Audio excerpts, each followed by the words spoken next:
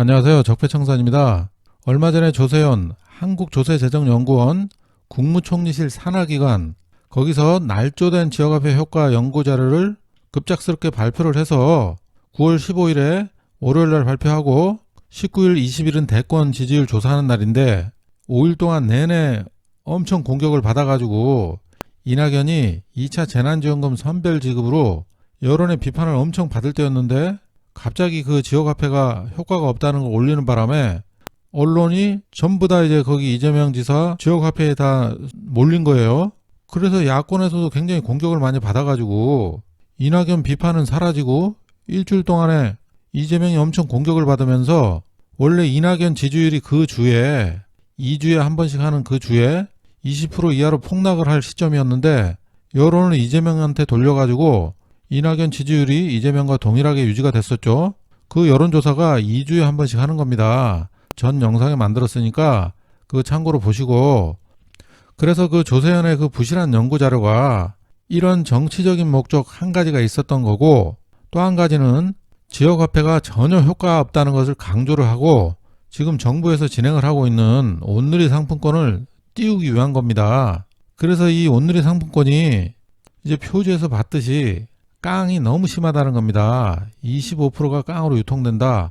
제가 이렇게 써놨는데 온누리 상품권 대부분은 이게 무기명으로 유통되기 때문에 깡이 더 심한 거예요.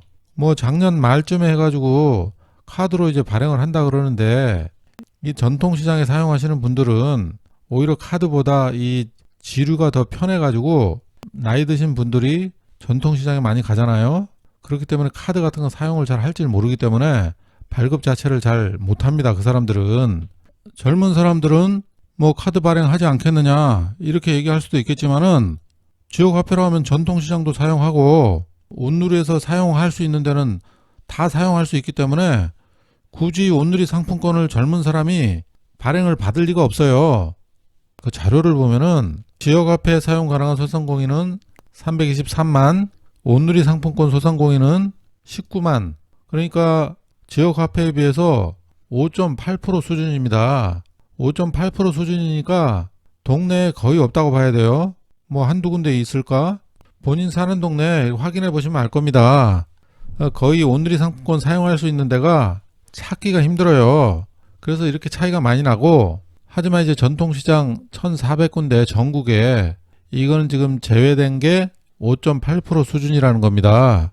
그래서 이 깡이 이게 전국 어디서나 사용이 가능한데 사용할 데가 별로 없기 때문에 불편한 이유로 개인들은 또 그 이유로 또 깡을 많이 하는 거예요. 온누리 상품권 취지가 전통시장 활성화 차원인데요. 취지는 좋은데 실제로 이렇게 말씀드린 것처럼 불법 깡만 굉장히 활성화된 상황입니다. 이걸 이제 알 수 있는 게 소상공인 시장진흥공단에서 전통시장 실태조사 결과 보고서를 발표를 한 게 있어요. 거기서 이제 보면은 전통시장 거기서 온누리 상품권이 차지하는 비중이 3.4%에 불과하다 그럽니다. 결국 불법 깡이 엄청나다는 얘기예요, 사실은. 아니 실제 사용 많이 해야 될 저 전통시장에서 사용을 저렇게까지 안 했는데 돈이 도대체 어디서 돌다가 그렇게 회수가 되는 건지 정말 알 수가 없는 상황이죠. 그래서 제가 25% 깡 그거 얘기한 것보다도 오히려 훨씬 더 깡이 더 심할 걸로 생각이 됩니다. 그리고 저기 상인들도 더 오히려 이거 불편해해요. 그래서 얼마 전에 그 만났던 분 얘기를 들어보니까 주민자치센터에서 노인 일자리 하시는 분인데 현금으로 이제 지급을 할 때도 있고 약간 더 주고 이제 온누리 상품권으로 현금 대신 준다 그러더라고요. 그래서 그렇게 해서 좀 몇 번 받았다 그러더라고요. 근데 그분도 이제 그거 쓸 데가 없으니까 전혀 사용을 안 하고 지금 가지고 있다 그러던데 자기도 어디다 팔아야 되겠다고 또 얘기를 하더라고요. 이게 다 이제 깡으로 또 이제 팔리는 거죠.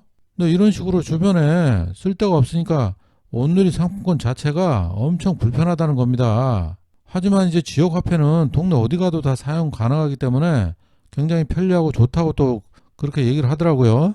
그런데 조세현은 완전히 그 반대로 얘기를 했죠. 온누리 상품권 살리려고 그러는데 실제 그렇게 사용이 잘 되고 국민들 선호도가 좋아야 되는데 전통시장에 있는 분들만 좋아하지 대부분 국민들이 이거를 쓸 이유가 없습니다. 그래서 이제 그게 온누리 상품권이 올해는 5조 원씩이나 그 규모를 지금 늘려가지고 발행을 한다고 하는데, 그러면은 5조 원이 25% 수준으로 깡으로 불법 유통된다 그러면은 1조 2,500억 원이 시장에서 돌지 않고 현금으로 이제 교환이 되는 거다. 이렇게 보시면 되고, 여기서 이제 깡을 하면은 깡업자가 뭐 6, 7%를 남기고 나머지는 그 판매하는 사람한테 주는 거겠죠. 뭐 그런 식으로 하면은 800억 원 정도가 이제 넘는 어마어마한 그런 혈세가 그냥 깡 거래로 회수가 되고 있는 실정이다.